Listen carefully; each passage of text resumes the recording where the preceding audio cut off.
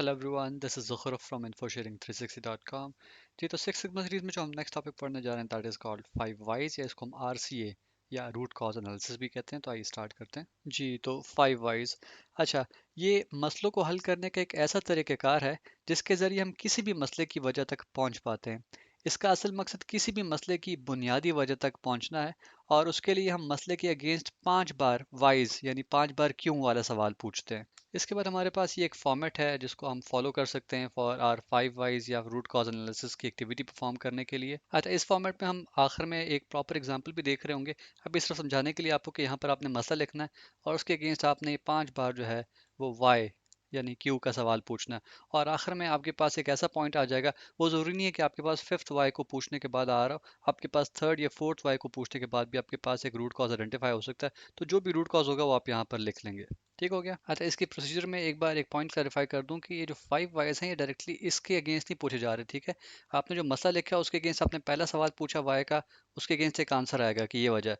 तो ये जो दूसरा वाई है ये इस वजह के अगेंस्ट पूछना है, फिर इसका एक जवाब आएगा, ये वाई जो है फिर इस वजह के अगेंस्ट पूछा जाएगा। ठीक हो गया। अच्छा, और इसके अलावा जो भी हमारे पास यहाँ पर रूट कॉज आ रहा होगा, आप ये देखेंगे कि अगर ये रूट कॉज हमने फिक्स कर लिया तो क्या हमारे पास ये मसला जो है ये अकर होगा या नहीं होगा। ठीक है, तो इस तरीके से आप अपने उस रूट कॉज को वैलिडेट भी कर सकते हैं। अच्छा जी, इसकी प्रॉपर एग्जांपल समझने से पहले एक इम्पॉर्टेंट बात कि जो भी आपके पास हर वाई के अगेंस्ट एक आंसर आ रहा है, उससे अगले आंसर तक जाने से पहले आपने ये इंश्योर करना है कि जो भी आपके पास आंसर आया है उसको बैकअप करने के लिए कोई डाटा है। ठीक है, ऐसा तो नहीं है कि बगैर किसी एविडेंस के आप अगला वाई पूछ रहे हैं और इस तरह होते होते आप किसी ऐसी जगह पर पहुंच जाए जहाँ पर आपके पास कोई ऐसा आंसर आया जिसका दूर दूर से कोई ताल्लुक ही नहीं है इस स्टेटमेंट के साथ जो आपने मसले की यहाँ पे लिखी हुई है। ठीक है, जैसे एग्जांपल के तौर पर अगर हमारे पास एक कंप्यूटर लैब है और वहाँ पर शिकायत आ रही है कि कंप्यूटर जो है वो हीटअप हो रहे हैं, तो पहला आपने सवाल पूछा वाई का कि ऐसा क्यों हो रहा है, तो आपके पास आंसर आया कि जी उस कंप्यूटर लैब का अपने रूम का टेम्परेचर ही जो है वो हाई जा रहा है। तो आप उसको बैकअप करने के लिए पूछेंगे कि डिफरेंट औकात में जब उस रूम का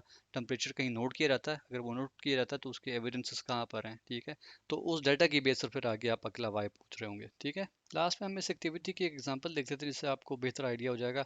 तो सबसे पहले आपने प्रॉब्लम स्टेटमेंट वो मसला लिखा जो कि आपको पेश आ रहा है। सर, हमारे केस में हमारा एक पिज़्ज़ा का रेस्टोरेंट है और उस पर पिज़्ज़ा की सर्विस रिलेटेड कंप्लेंट्स काफ़ी आ रही हैं। ठीक है, तो हमने अब पहला वाई पूछा कि नंबर क्यों है हाई कंप्लेंट्स का। तो उसके अगेंस्ट आंसर हमें एविडेंस और डाटा के थ्रू मिला कि जी पिज्ज़ा लेट डिलीवर हो रहे हैं, इसलिए पिज़्ज़ा सर्विस रिलेटेड कंप्लेंट्स काफ़ी आ रही हैं। ठीक है, तो ये भी काफ़ी नहीं है कि इससे हमें रूट कॉज आइडेंटिफाई हो रहा हो। हम दूसरा वाई पूछेंगे कि पिज्ज़ा लेट डिलीवर क्यों हो रहे हैं। तो उसके अगेंस्ट हमें आंसर मिलता है कि जी हमारी जो बाइक्स हैं जो डिलीवरी के लिए यूज़ होती हैं, वो सुबह के टाइम पे अक्सर औकात स्टार्ट ही नहीं होती, जिसकी वजह से फिर डिलीवरीज जो है वो लेट होती हैं। तो इसके अगेंस्ट फिर अगला वाई पूछा गया कि स्टार्टिंग का इशू क्यों आता है बाइक में, तो उसका आंसर हमें मिला कि बैटरीज ही डेड है मोस्टली की। इसके अगेंस्ट फिर अगला वाई पूछा गया कि ऐसा क्यों हो रहा है कि बैटरीज डेड हैं, तो उसके अगेंस्ट आंसर आया कि जो उसकी लाइफ थी बैटरीज की वो कंप्लीट हो चुकी है और बैटरीज अभी तक रिप्लेस नहीं हुई। इसके अगेंस्ट अब आखिरी वाई एक और पूछा गया कि बैटरीज अभी तक रिप्लेस क्यों नहीं हुई, तो उसके अगेंस्ट हमें आंसर मिला कि जी अभी तक जितनी भी बाइक्स ली गई थी उनकी प्रॉपर मेंटेनेंस ही नहीं हो रही उनकी स्केड्यूल के मुताबिक। तो अगर स्केड्यूल के मुताबिक ये मेंटेनेंस हो रही होती तो ये बैटरीज का मसला भी फिक्स हो रहा था। ठीक है, तो इससे हमें क्या पता लगा है